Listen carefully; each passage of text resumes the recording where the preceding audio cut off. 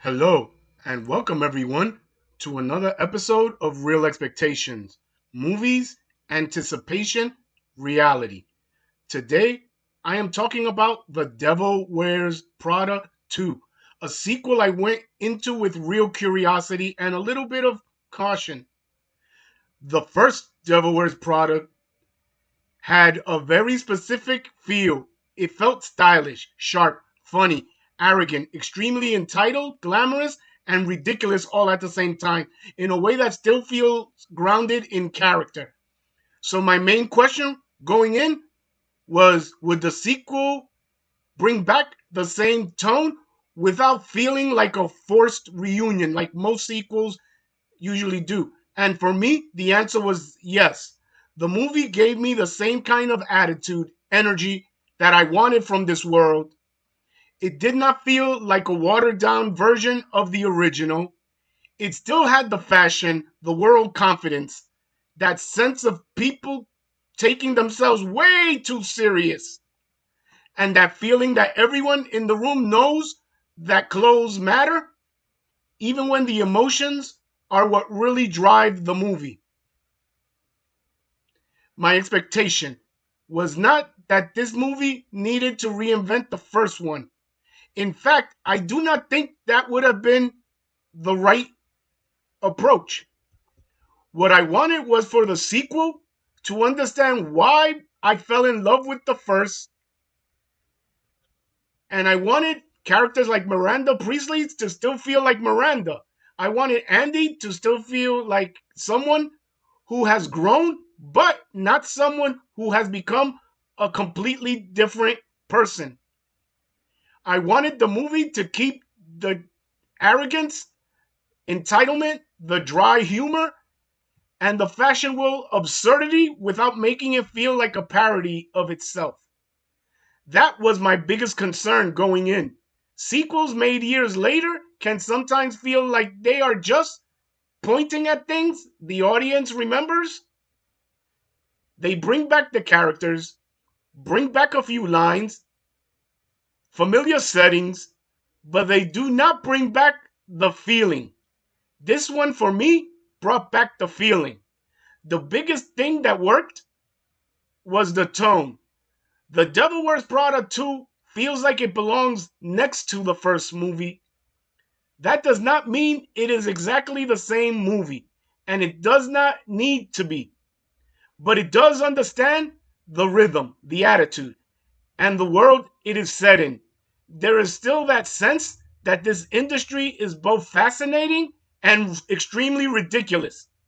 These characters live in a world most laymen will never experience. Yes, anyone can go to Milan, but can you really go to Milan and experience it the way Miranda Priestley or Andy Sachs does? You are not walking into those rooms with that level of pressure, access, status, and expectation. The movie gives you a look into that life through their viewpoint. And that is part of the appeal. The wardrobe, costumes, which stood out immediately. Everyone looked impeccably dressed. This is one of those movies where the clothing is not just background, it is part of the storytelling. The outfits help define the characters, the power, the confidence, and the atmosphere. If there is a costume or wardrobe award in the conversation, I would absolutely put this movie in it. The returning cast also does exactly what they needed to do. Meryl Streep is fabulous. Stepping back into Miranda, she does not play the character like a cartoon villain, thank God.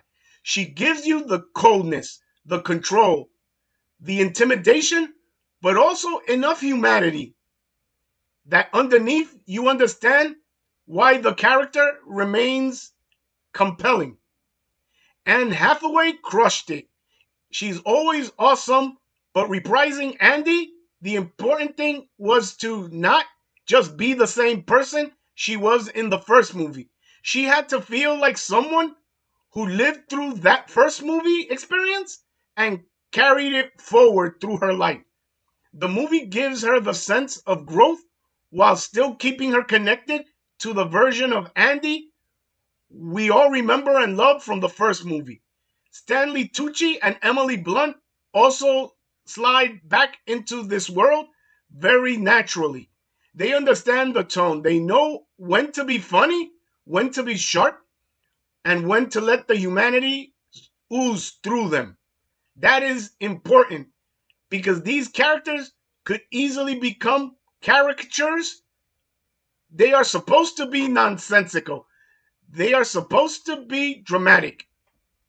But the cast gives them enough personality and humanity that they remain enjoyable instead of just exaggerated. Why it worked for me. What I appreciated the most is that this movie did not feel embarrassed by what it is. It understands that part of the fun is watching people treat fashion, status, and image like life or death issues. That is the world of The Devil Wears Prada. If you remove that arrogance and entitlement, you remove the flavoring to it. But at the same time, I do not want to frame that as a negative. The arrogance is part of the entertainments. The entitlement is part of the comedy. The confidence is part of the style. The first movie worked because it let us laugh at that world while still being pulled into it. The sequel, at its best, does the same thing. I also had a great time watching it, and that matters. I see a lot of movies where even if they are technically fine, I do not think I will remember them a month or two later. This felt more memorable because it brought me back into a world I already liked and reminded me why that world worked. Now, I will be honest. I may be biased. I like this world. I like these characters. And I was already hoping the sequel would preserve the feel of the original.